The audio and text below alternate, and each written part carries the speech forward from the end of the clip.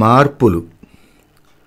ఆటపాటల్లో పడి నేను ఇష్టం వచ్చినట్లు కాలం గడిపానని ఎవరూ తలంచవద్దు. అప్పుడు కూడా ఒళ్ళు తెలిసే వ్యవహరించానన్న విషయం పాఠకులు గ్రహించే ఉందని భావిస్తున్నాను. కొంత ఆత్మశోధన జరిగిన తర్వాతనే ఆ వ్యామోహం తొలగిపోయింది. నేను ఖర్చు పెట్టిన ప్రతి పైసా ఖర్చు వ్రాశాను, లెక్క వ్రాశాను.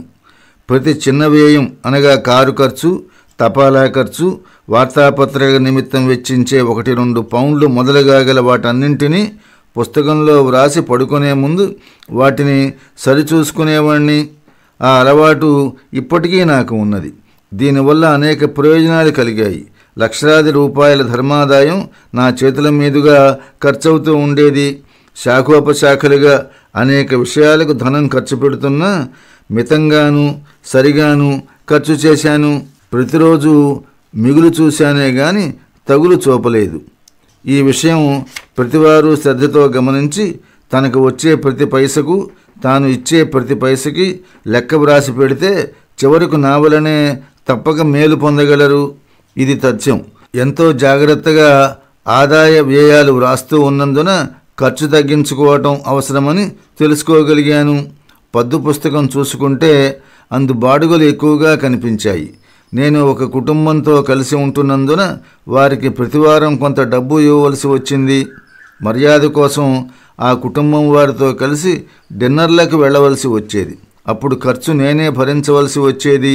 అందుకు కారణం ఆ దేశంలో డిన్నర్లకు పిలిచిన ఆమె స్త్రీ అయితే పురుషుడే వ్యయం భరించాలి. ఆ కుటుంబం వారికి ప్రతివారం ఇచ్చే సొమ్ములో ఆ డిన్నర్ ఖర్చు తగ్గించుకోరు. అదనంగా ఆ ఖర్చు భరించవలసిందే. లెక్కలు చూశాక ఈ ఖర్చు తగ్గించుకోవచ్చునని నాకు తోచింది. ఈ విధంగా దుబారా ఖర్చు చేస్తున్నందున నేను ధనికుడననే అపోహ కూడా జనానికి కలుగుతున్నదని తోచింది. ఈ కుటుంబంతో పాటు ఇక ఉండకుండా ప్రత్యేకంగా గదులు అద్దెకు తీసుకుని ఉండాలని నిర్ణయించుకున్నాను. నేను చేయవలసిన పనులకు అనుకూలంగాను సమీపంలోనూ ఉండే చోటుకు మారాలని భావించాను. దానివల్ల అనుభవం గడించవచ్చునని అనుకున్నాను. పని ఉన్న చోటుకు తేలికగా గంటలో నడిచి వెళ్లేందుకు వీలుగా దగ్గరలో గదులను అద్దెకు తీసుకున్నాను. అందువల్ల కార్ల బాడుగా వగైరా వ్యయం తగ్గింది. ఇది వరకు ఎక్కడికి వెళ్ళినా కారులో వెళ్ళేవాణ్ణి. అందుకు బాడుగ క్రింద కొంత సొమ్ము ఖర్చు పెట్టవలసి వచ్చేది. ఇప్పుడు అది తగ్గింది. కానీ నడిచి వెళ్ళాలంటే కొంతకాలం పడుతున్నది. ఈ విధంగా ప్రతిరోజు చాలా దూరం నడుస్తుండటం వల్ల నాకు జబ్బులు రాకపోవటమే కాక చాలా వరకు శరీర దృఢత్వం కూడా కలిగింది. నేను 2 గదులు కిరాయికి తీసుకున్నాను. ఒకటి కూర్చునేందుకు, రెండవది పడుకునేందుకు. నేను చేసిన మార్పుల్లో ఇది 2వ దశ అని చెప్పవచ్చు. 3వ మార్పు కూడా త్వరలోనే వస్తుంది. ఈ విధంగా ఖర్చు సగం తగ్గిపోయింది. కానీ సమయము బారిస్టర్ పట్టా కోసం ఎక్కువగా చదవవలసింది ఏమీ ఉండదని తెలిసి ధైర్యం కలిగింది. కానీ నా ఇంగ్లీషు భాషా జ్ఞానం సరిగా లేదు. అందుకు బాధగా ఉండేది. BA పూర్తి చేసుకో, ఆ తర్వాత రా అని శ్రీ లేలీ గారు అన్న మాటలు గుచ్చుకుంటున్నాయి. బారిస్టర్ కావటం కోసం ఇంకా అదనంగా చదవాలి. ఆక్స్ఫర్డ్, కేంబ్రిడ్జ్ కోర్సులను గురించి తెలుసుకున్నాను. చాలామంది మిత్రుల్ని కలిశాను. అక్కడికి వెళితే ఖర్చు చాలా అవుతుందని, పైగా కోర్సు చాలా పెద్దదని, కాలం బాగా లాగుతుందని తెలిసింది. 3 సంవత్సరాల కంటే మించి నేను ఇంగ్లాండ్లో ఉండటానికి వీలు లేదు. నీవు పెద్ద పరీక్ష పాస్ అవ్వాలనుకుంటే లండన్ మెట్రికులేషన్లో కూర్చో. అయితే బాగా కష్టపడవలసి వస్తుంది.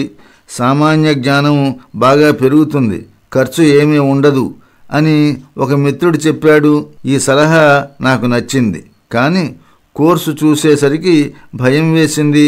లాటిన్ మరియు మరో భాష తప్పనిసరిగా నేర్చుకోవాలి. లాటిన్ ఎలా నేర్చుకోవటం? వకీలుకు లాటిన్ భాషా జ్ఞానం చాలా అవసరం. లాటిన్ తెలిసినవాడు లా గ్రంథాలని తేలికగా అర్థం చేసుకుంటాడు.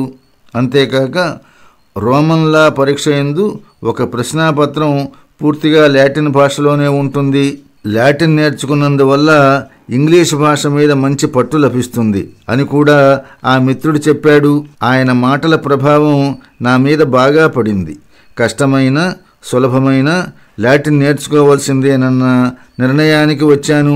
ఫ్రెంచ్ నేర్చుకోవటం అది వరకే ప్రారంభించాను. దాన్ని పూర్తి చేయాలి. అందువల్ల రెండో భాషగా ఫ్రెంచ్ తీసుకోవటానికి నిర్ణయానికి వచ్చాను. ప్రైవేటుగా నడుస్తున్న ఒక మెట్రికులేషన్ క్లాస్లో చేరాను. 6 నెలలకు ఒక్క పర్యాయం పరీక్ష నడుస్తుంది. 5 మాసాల గడువు ఉన్నది. శక్తికి మించిన పని అనిపించింది. సభ్యుడు కావాలని కృషి చేస్తున్న నేను చివరికి కష్టపడి చదివే విద్యార్థిగా మారిపోయాను. టైం టేబుల్ తయారు చేసుకున్నాను.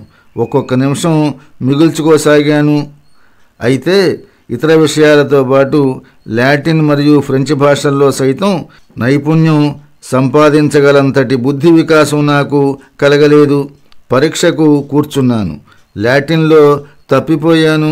విచారం కలిగింది, కానీ అధైర్యపడలేదు. లాటిన్ విషయంలో ఆసక్తి పెరిగింది. సైన్సులో మరొక విషయం తీసుకుందామని నిర్ణయించాను. రసాయన శాస్త్రం ఒకటి ఉంది. ఆ సబ్జెక్టు మీద ఆసక్తి బాగా పెంచుకోవాలని భావించాను. కానీ ప్రయోగాలకు అవకాశం లేనందున అది కుదరలేదు. ఇండియాలో రసాయన శాస్త్రం కూడా నేను చదివాను. అందువల్ల లండన్ మెట్రిక్ కోసం రసాయన శాస్త్రం చదవాలని భావించాను. ఈ పర్యాయం వెలుగు వేడి అన్న విషయాలు ఎన్నుకొన్నాను. అది తేలికేనని అనిపించింది. పరీక్ష కోసం తయారీ ప్రారంభించాను. దానితో పాటు జీవితంలో సరళత్వం తేవటం ఇంకా అవసరమని భావించాను. నా కుటుంబ బీద పరిస్థితులకు ఇక్కడి నా జీవన సరళి అనుగుణ్యంగా లేదని తెలుసుకున్నాను.